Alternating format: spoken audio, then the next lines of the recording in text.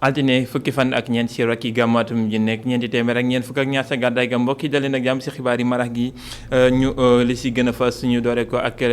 néew Pape Bouba Diop ni ki alarba ji ñu dëkkmal nekk ñaari fan ci weeru décembre la yegg ci réewum Sénégal di naqar ak tiis boo xam ne nag seetlu nañ ko foofe ci diwaanu HLM Tëngéej gi nga xam ne moom fa la dëkkoon njaboot ya nga xam ne ñoo fa nekk nag jamono ji seen xel yépp dem seen doom jooju nga xam ne faatu na ràññee ko woon lool ci wàllum tàggat yaram football ci réewum Sénégal ñu wax tamit ci meneen mbir di ay camp de redressement loo xamante ni bi ay bërëb la yoo xam ne dañ ci tàggat ay ndaw ñoo xam ne dañoo jëloon yorum dëng ñu jëloo leen ci yoon bu baax ñu gis nag rëq-rëq jamono ji ginnaaw boo xamante ni bi ñu ngi ciy tudd Serigne Modou Kara ak camp yi nga xamante ni bi ñu ngi fa doon tàggat ay ndaw loolee di ab laaj boo xam ne samp nañ ko ci penc mi ñoom askan wi naka la ñu gisee lu ni mel dinañ ci ànd ak Aïssatou Diack ci biir xibaar yi tamit dinañ ci wax ci wàllum njàng meeg njàngale mi Boubacar Dieng moom ñamu samp ñamu tàllal micro moo di ñi nga xam ne ñoo di waajuru ndongo yi nga xam ne jamono ji moom jafe-jafe dëgg la ñu am ngir jëndal seeni doom ay jumtuwaayum njàng waral nag ubbi nañu ay fan ngi nii waaye am na ndongo yu bëri yoo xam ne mënaguñoo dem ci l'école yi jàngi looloo ko waral ñàkki jumtuwaay yi di ay fourniture loolee dinañ ci ànd ak Boubacar Dieng ci biir xibaar yi dinañu jeexal xibaar yi ak wàllum tàggat yaram mbokk yi lii moo gën a fës ci xibaar yi yaatal gi nees gis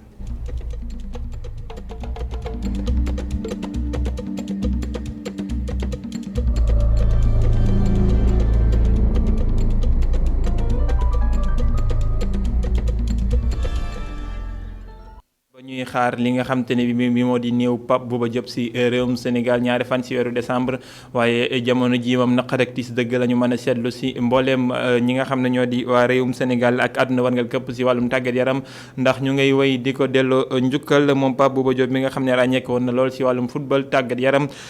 sa diwaanu Tëngéej HLM gi nga xam ne fa la fekk baax ak njabootam jamono ji tamit nekk ci tiis di fàttaliku seen doom jooje nga xamante ni bi ku teel a woon yaru lool te bëriwuloon ay wax nekkoon koo xamante ni bi tamit ku bëggoon ay mbokk la di jàppale ñëpp ci wàllu woowee fàttali googu ñu ànd ci ak naqaru ak tiis yi nga xam ne njaboot yi ñu ngi koy amee ci HLM ñu fekk fa Babacar Seck. njaxare ak tiis le quartier HLM ci Tëngéej gonto gox boobu Pape Bouba màggee ci seen kër nit ñu bari teew fa li ëpp ci ay seede mooy yaatu ak mbaaxu Pape Bouba keroog ba mu signé xaalis bi mu jëkk am dafa ñëw yaayam la ko jëndal ba mu jeex naka yaay loo bëgg dem jënd xool ci kër gi li xool lu ko ne man xam nga sa papa day jënd moom ne mu dem jënd ko lu mu bëgg rek lu mu xam ne bëgg na ko rek mu dem jënd ko ñëw tegal ko xaalis bi jeex ñëw toog. Pape Bouba Diop nit ku teeyoon la mu yor jikko jooju ci ndawam ba léegi kenn ci ñi ko doon encadré di ko fàttaliku. waaw fa mu jëm yàlla na ko gën a fa mu jóge mais c'est un gosse excellent loolu daal xam naa ko ci Pape Bouba correct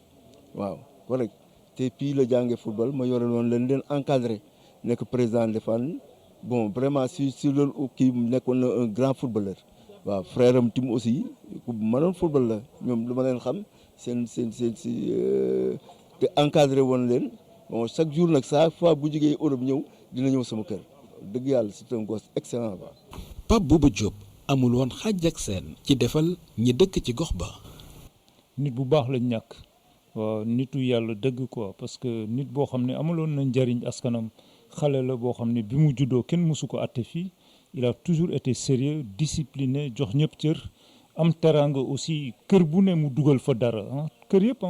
ñi yàlla bàyyee ñi yàlla bàyyiwul fu ne mu def fa alalam jàppale jàkk ji et puis lu ma gënoon neex ci moom rester égal à lui-même c'est-à-dire mësul disjoncté. Bouba Diop bàyyiwul ndaw nga xam benn yoon ndax saa su nekk mu ngi leen doon jàppale.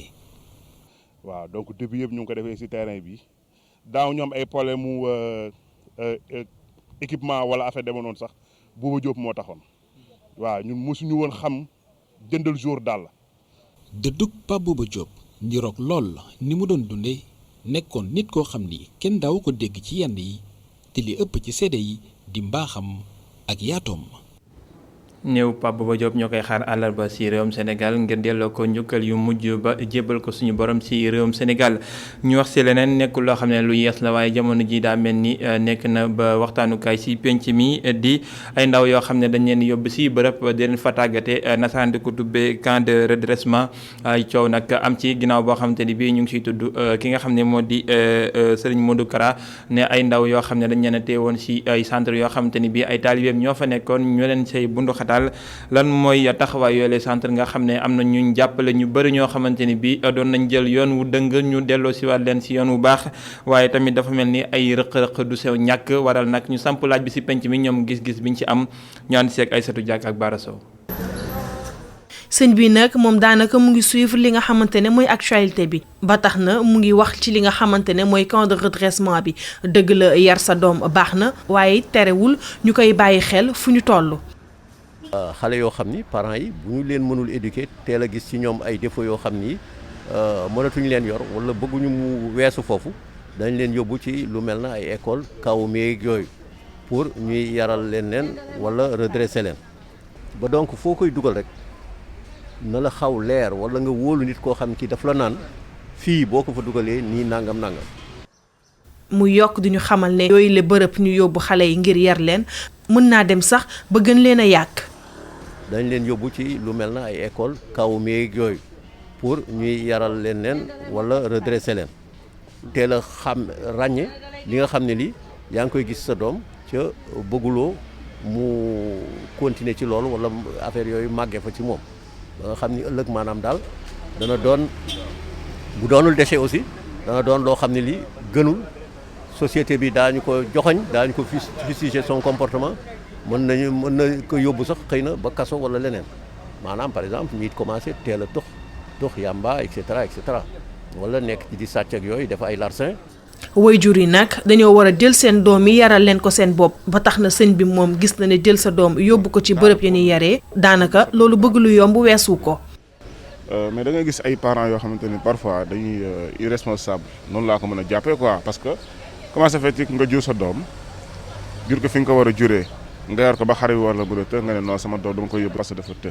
kon donc yow parent bi yow yaa war a yaral sa bopp pour man d'abord muy première chose bi ñu war a njëkk a xool deuxième chose bi mooy que ni man gis naa ko fi si kàcc bi même si biir kàcc bi fii nii xale boo xamante ni yóbbu nañ ko mais ba mu ñëwee dafa gën a terrible par rapport ak li ñu ko doon doyee si encadré seen doom yi et parents yi nangu di ñafe parce que parents yi léegi dañu bëgg a vie bu yomb trop dañu bëgg lu yomb trop après débarrasser pour rien yaa jur sa doom takk sa jabar mu jural la li nga xamante ne moom nga war a jur kon donc war nga jël ay responsabilité jóg ñafe pour sa doom mën a am dara si këru àdduna mën ko encadré si dara noonu laa ko mën waxee quoi benn instant. bërëb yi ñuy jubbantee xale yi nag daanaka yëpp banuñu ndax am na yu ci baax loolee di gis-gisu meextaal. man da sama xalaat li ma xalaat dama gëm ko man internat dama koo gëm internat macha allah man de moom laa gëm baax na bëgg naa ko te moo soñoon xale yëpp lañ ci dugal. internat am na bari nay baax suuf Dakar bari nay baax foo dem am loo gis am na lu baax am na lu bon internat baax na macha allah dina jubal sa doom dinaa bu baax dañu xool internat yu baax di dugal xale yi te bàyyi internat yoo xam ne yàlla xam doy na dañ ci dugal sa doom bu ko ne yàq sa doom waaye internat am na internat yu baax yi. camp de redressement yi nag nekk ay bërëb yoo xamante ne dañ fay yóbbu ay ndaw pour jubbanti leen waaye nag daanaka yi ci ëpp mën naa dem nag ba yàq li nga xamante ne mooy comportement xale bi.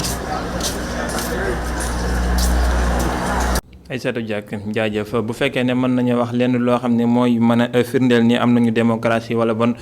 doxalin wu sell moo di ñëpp mën a joote ni ci xibaar yi nuñ ko bëggee loole li ñuy wax accès à l'information nekk na loo xam ne nag dinañu wote ab loi buy koy jëmmal ci biir atum 2021 bi ñu dëkkmal lu jëm ci waajtaay woowu nag ab lël amal nañu ko ngir daal di saabal ci kanamu ñi nga xam ne ñoo di waa société civile bi ñuy yëngu ci wàllum yoon ak yonel ak yenn ci ay fondation yoo xamante ne bi mbir mi soxal na leen ba ñu mën a xirtal askan wi ñu gën a bàyyi xel ci googule loi nga xamante ni bi moom dina leen amal njariñ laataa ñu ci yegg ñu ànd seek Abdourahmane Li. jot ci ay xibaar ñu koy wax ci tubaab accès à l'information doon na li nga xamante ni metti na loolu fii ci Sénégal bile atelier de partage nag jafe-jafe booboo ko tax a jóg gannaaw ab loi bi nga xamante ni namm nañ ko adopté fii ci mim réew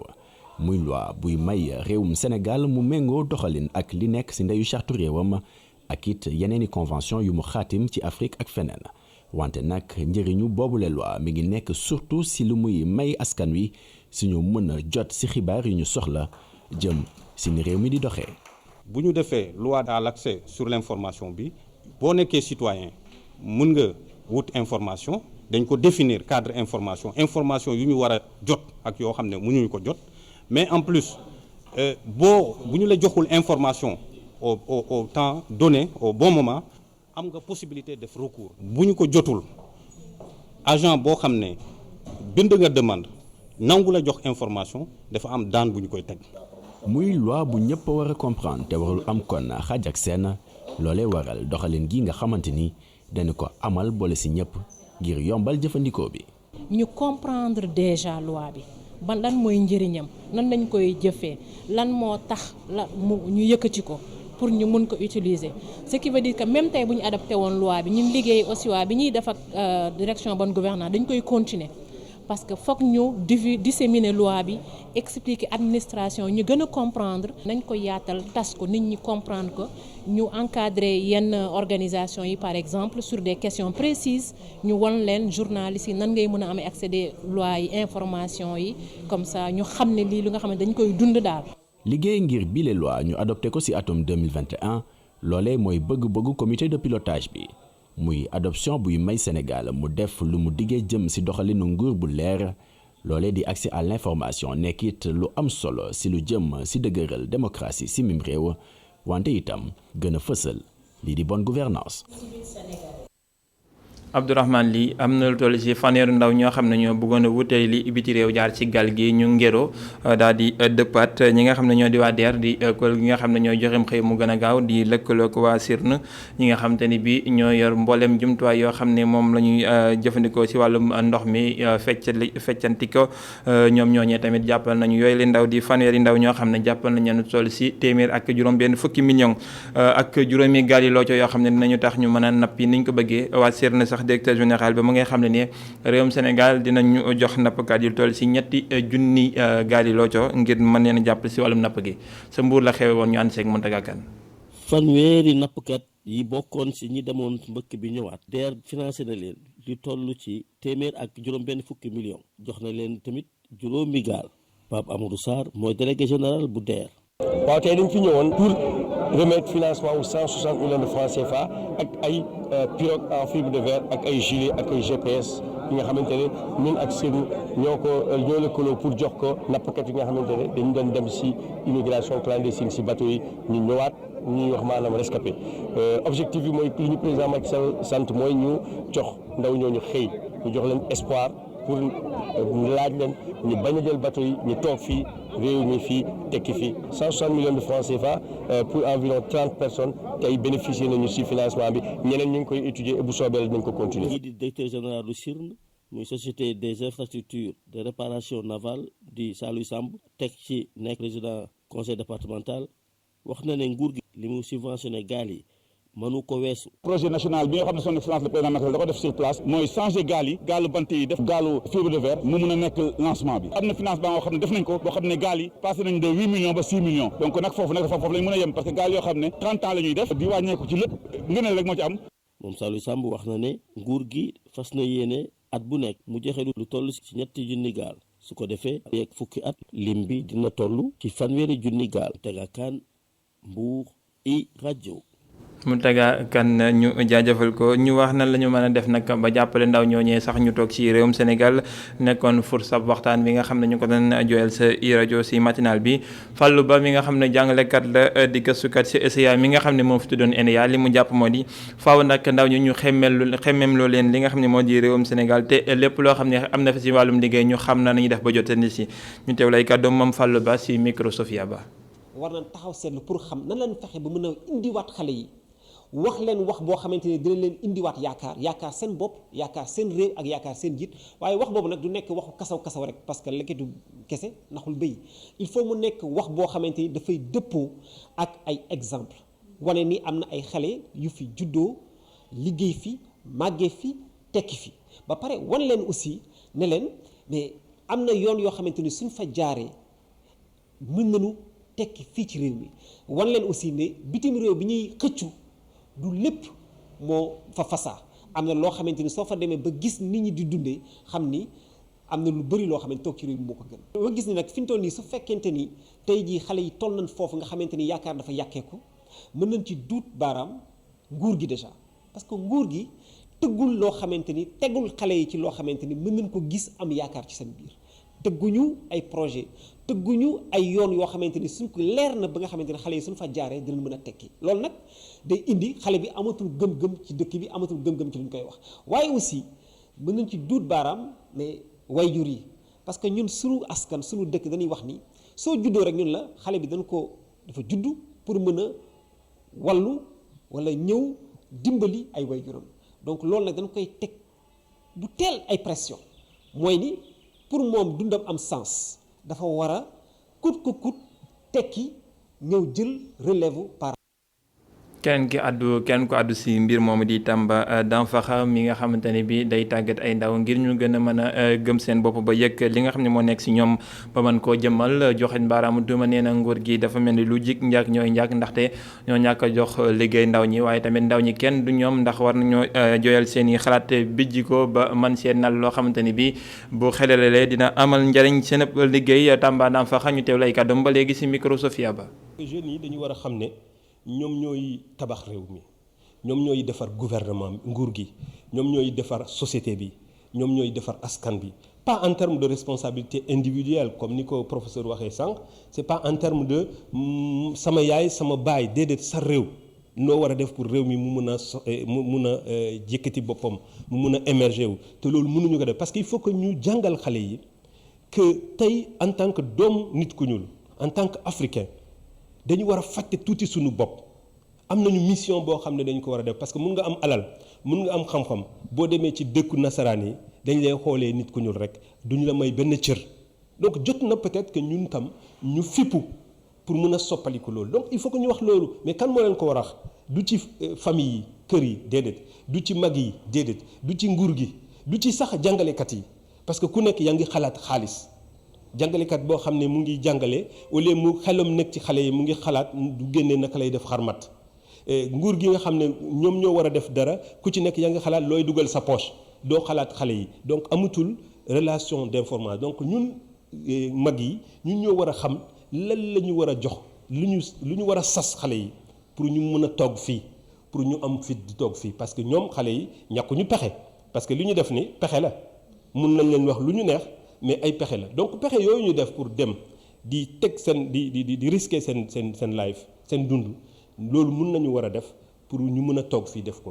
wàllum mbëkk mi moom Souleymane Ndéné Ndiaye li mu ko jàppe moo di lajji goo xam ne gouvernement bi lajji na ko si wàllum joxem xëy moom mi nga xamante ne bi àdduna si wàllum politique ak dajaloo gi nga xam ne ñu ngi ko njort si wàllum njabootuk libéral gi mu ne loolee nag ñu si bëri dajaloo nañu waaye dàllinkoor ga dëgg maanaam guy gu rëy ga di Abdoulaye Wade mi jiitee googule kuréel fekk wu leen mën nañoo jàpp ne dajaloo googu amagul dëgg Macky Sall nag aw doxalinam si wàllum politique mu ne ponkal dëgg ginnaaw bi nga xamante ne bi xëcc na Idrissa Seck ba mu fekk si ko li nga xam ne nag moo jëm si dàq gu ñuy dàq élection yi boobu ba léegi lu mu ñaawlu la moom Souleymane Ndéné Ndiaye moo nekkoon ganuk Tok Tok Sénégal di matinal bi ñuy amal si télévision bi laaj ak tontu doxoon digganteem ak mi ngi Maram Ndiaye.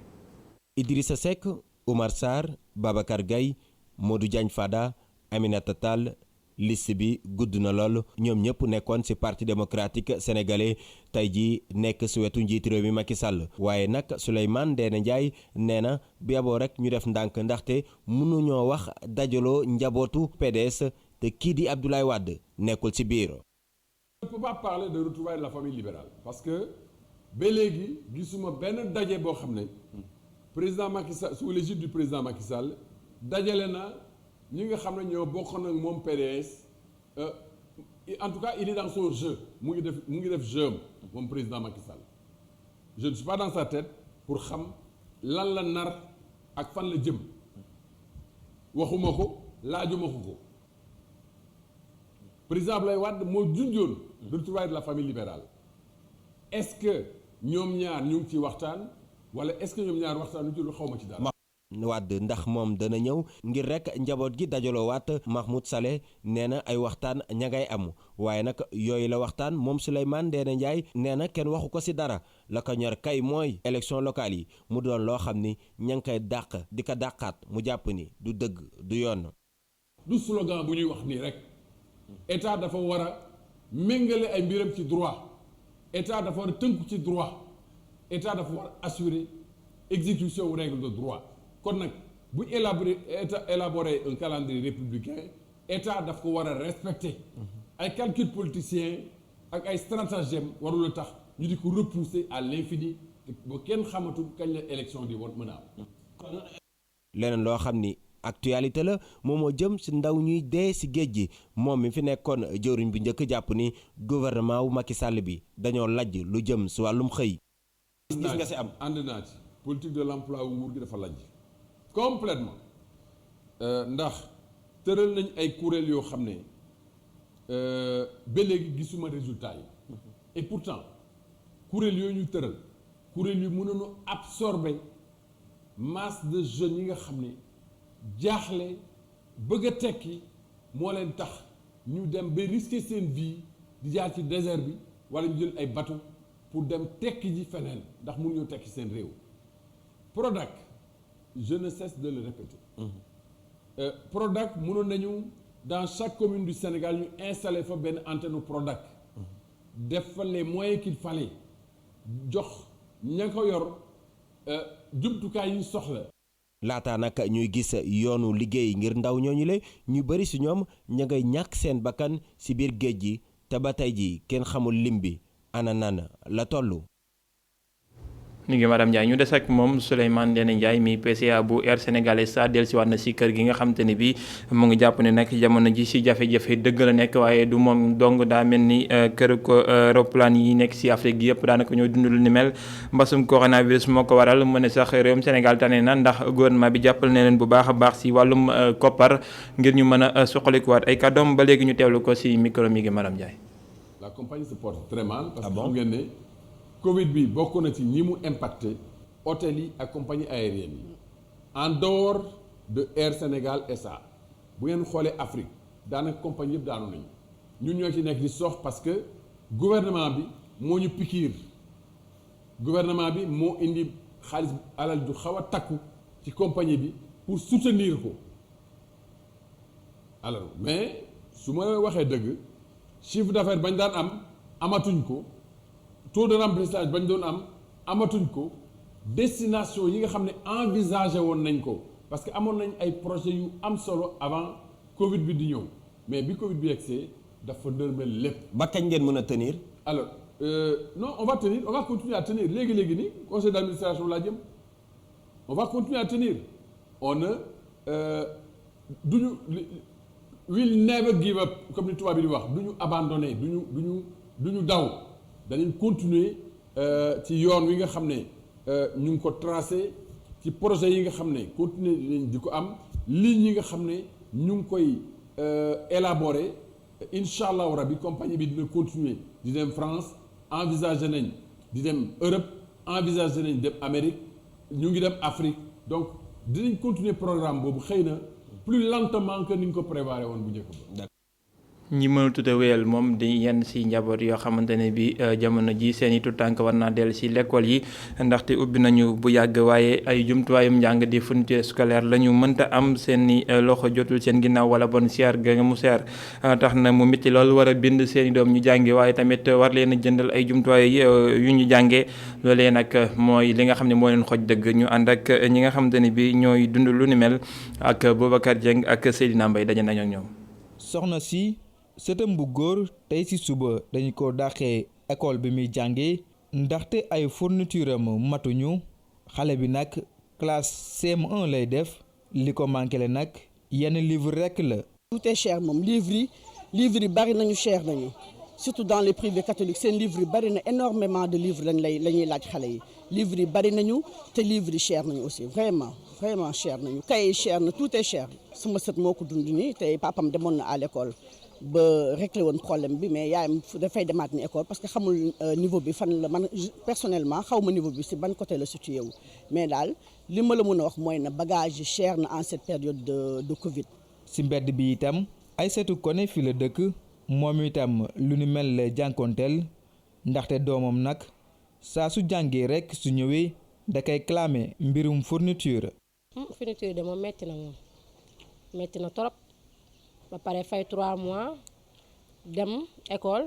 ñu jox la ay fournitures yu metti nga jënd ko dépenser ci lu bari ñu demaat di la laajaat ay protège laajaat la ay cahier. mi ngi jàngi ba léegi moom mi ngi jàngi ba léegi te heure bu demee ñu ne ko boo demee wax sa yaay lii lay jënd te li ma dépensé ci fourniture rek presque mat na 20 000 fourniture yi moom metti na moom.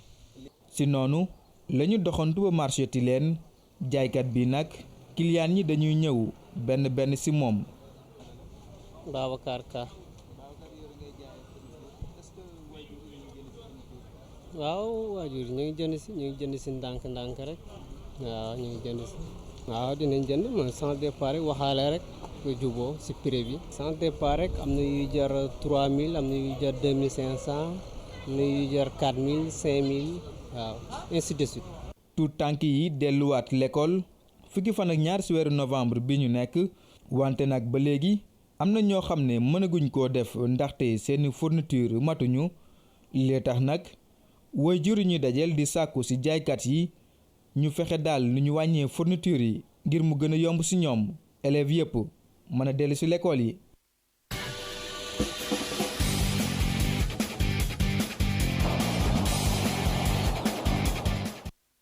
mbàkk ba tëgg nañ ko tàgge yaram dañ koy door rek wàllum bëre ak mbapat mi nga xamante ne bii tabb nañu yees koo xam ne moo ko yor si biir CNG bi Manga 2 moom mooy ki nga xam ne mooy taxaw wàllum bëre simple si réewum Sénégal daje na nag ñi nga xam ne nag ñoom la war a seqal liggéey bi ñoom ñëpp jël seen xalaat ngir loo xam ne mooy gën a mën a jëmale kanam boobule bëre nga xam ne bëre simple la maanaam mbapat nekk loo xamante ne bii aada la de loo xam ne war nañ ko sàmm di am ndaje boo xam ne fekk woon na ko Mamadou Lamine Fati. ñi nekk ci axlu làmb jëmale ko ci lutte traditionnelle joxante nañ daje ngir xool seeni mbir bile ànd ceeg ki nga xam ne mooy vice président bi nga xam ne moom la ñu dénk lutte traditionnelle ci biir CNG di Manga 2. des écoles des anciens lutteurs teew nañu fii donc ku nekk wax na xalaatam ku nekk wax na loo xam ne lii mun na yóbbu làmb ci kanam donc on a tout noté. waaw ndaje la woon ma sàkku ndaje bi xam nga le plus souvent dañu wax ne kenn mosu leen woo tant que sàkkuwuñu ndaje bi cette fois-ci le vice-président mu sàkku ndaje ak moom pour yaatal loo xam ku nekk jàpp ci liggéey bi. arène Adrien Senghor dalal na ki nga xam ne moo fi nekkoon roi des arènes Manga 2 ñëw rek ngir waxoon ay ñoñom li nga xam ne moom la bëgg ngir ñu mën a suqali lutte traditionnelle bi la.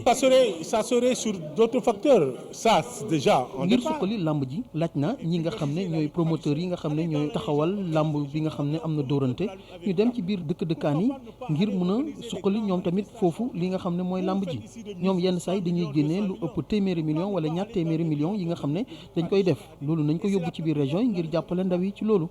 moo tax man tàllal naa loxo ñi nga xam ne ñooy promoteurs yi te foog naa ne lii ma leen tàllal loxo ñoom ñëpp dégg nañ ko te dinañ ma ci wuyu ngir aar ndaw yi ñu jël gaalu looce yi ngir dem ci géej gile làmb ji mun na caa dugal loxoom bu baax a baax ngir téye leen ci dëkk bile suñu sukkandikoo ci Manga 2. xale yi pour dem géej bi wax naa ko léegi xam nga déjà une mise de 5 millions xale yi seen xel day génn foofu ñëw 2 millions mais 2 millions yooyu bu ñu jël il faut ñu encadrer pour ñu mën a def dara ñu bari ci àll bi la ñu jógee ñu bari am nañu ay tool pourquoi pas ne pas faire du maraîchage pourquoi ne pas faire de l'élevage et tant d'autres s'ils sont bien encadrés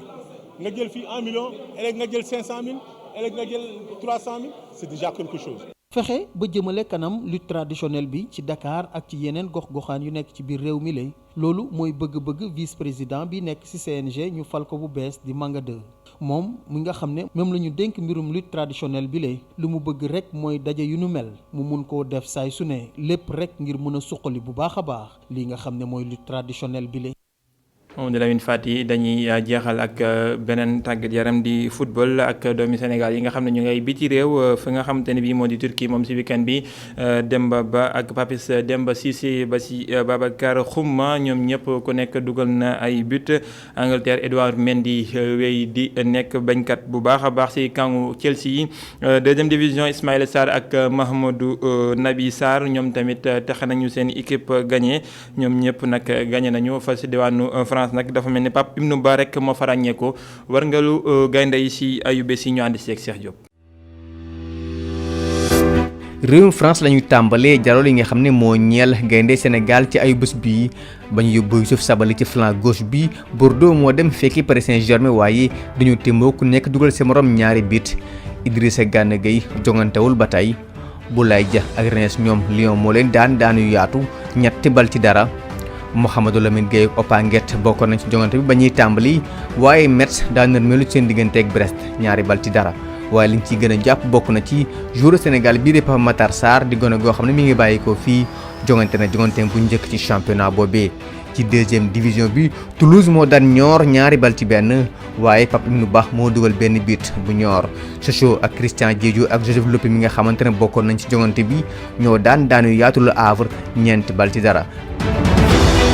Angleterre la ñu wutali foofee Liverpool daanaka génnul ci ndëgg sërëx di ko Brighton tegaloon ku nekk sa morom benn bit nga ko dugal Sadio Mané dugg na ci ñaareelu pàcc bi dugal na sax benn bit waaye dañ koo bañ rek ndax hors-jeu ci ajuma ji Crystal Palace moom Newcastle moo ko fekk si daan ko 2-0 Cheikh Kouyaté jogante woon na waaye dañ ko delloo sax ci milieu de terrain bi. ndam demul ndam dikkulut ci diggante Tottenham ak Chelsea bu Edouard Mendy kenn dugal sa morom benn bit Edouard Mendy ba fi mu nii ay camp lim engagé ci ay bit dañ koy wàññi. ci deuxième division bi Watford ak Ismaïla Sarr ñoo daanu yaatu Preston 4-1 Mouhamadou Nabi Sarr ci défense bi Huddersfield Town moo daan Middlesbrough 3-2 Famara Diédhiou ak Bristol City ñoom dañoo dem fekk Reading waaye dañoo nërmeelu 3-1 Turquie la ñuy wutali ngir jeexal foofee Mbaye Diagne tàmbaliwaat naa dugal ay bés bii dafa dugal 3 bit yoo xam ne moo tax Galatasaray am ndam ci seen digganteeg Rizespor 4-0 loolee dina tax sax Mbaye Diagne gën a taxawaat ci attaque boobee nga xam ne mu ngi xëccoo ak Falcao Demba Ba dugal na ay bés bii ak Istanbul Başakşehir waaye dañoo témboo ñoog Denizlispor ku nekk dugal sa morom 3 bit Babacar Xuma moom moo dugal benn bit bi nga xam ne moo may équipe bu mbiir Antalyaspor mu joon ndam la ci seen digganteeg Konyaspor ngir jeexal Papis Demba Cissé dugal na ay bés bii waaye équipe bii di Fenerbahçe dafa nërmelu ci seen digganteeg Beşiktaş 3-0. foofee la ñuy ndar keppe jataay bi jaajëfal Cheikh Diop jaajëfal technique bi nga xamante ni bi ñoo réalisé li nga xam ne moo di xibaar yi di jaajëfal Ndiaga Seck ak Modou Diouf ñoom ñi fari si xale gi Amago Robert Niang moo nekkoon si coordination bi Neskis la totale di wéyandi ak Cheikh Hassana Fall.